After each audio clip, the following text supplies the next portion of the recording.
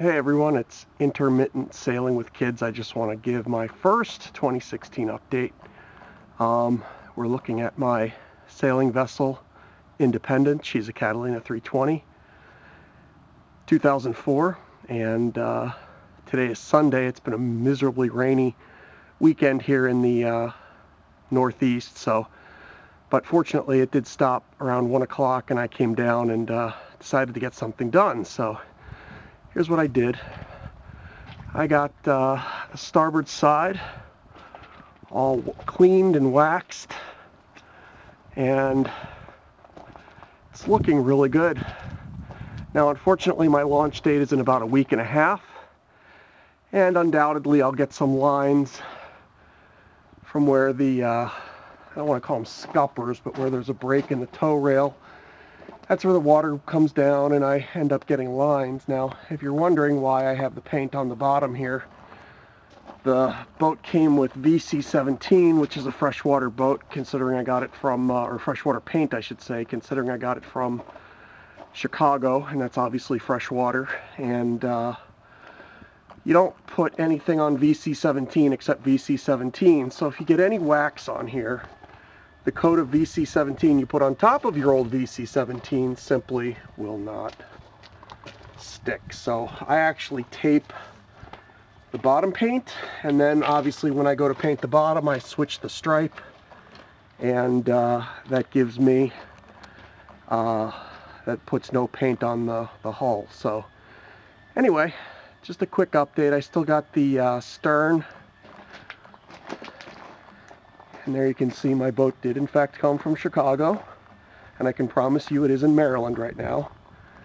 And I have the starboard side to do, or I'm sorry, the port side to do still. Where I had the cover on, the lines really create a dirt spot on the hull, and it's really tough to get that out. I got to use a lot of cleaner wax to get that out, so it's kind of a pain in the butt. And my tags are still good for 2016, which is good. And otherwise, I did a quick survey of the hull. When they hauled it out, I had a big dirt spot here, and we've been working on that to get that out. You can actually see some remnants of the belt there. And then you can see that my keel is actually painted with different kind of paint. I started experimenting. I put VC Offshore on top of VC17. Now, there's two camps. VC17, you're not supposed to paint it with anything else but VC17, but some people have had success putting VC Offshore on top of VC17, so I decided to give it a try, because the water here is brackish, and we do get a fair bit of barnacles, especially when it's bad for barnacles, and the freshwater paint simply does not hold up as well. So I started painting the keel with VC Offshore, and I don't get any barnacles at all sticking to that, and if I do, it's usually like on the edge or something like that, so it's not a big deal. But otherwise, still got at least a day and a half, maybe 2 days of work. Hopefully next weekend I can finish, considering the weekend after, or I'm sorry, the week after I go in the water. So anyway, that's my first update for 2016. And the kids are not here because they're playing sports and studying for homework, studying their homework and stuff like that. But next weekend I'm hoping they'll come down and help me out and get this done. So one other thing, show you real quick. This is my folding propeller. If you have a boat that either doesn't go, isn't very fast, or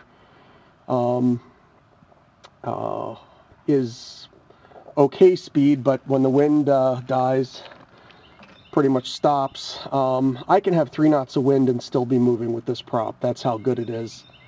The prop is, I gotta remember which prop this is.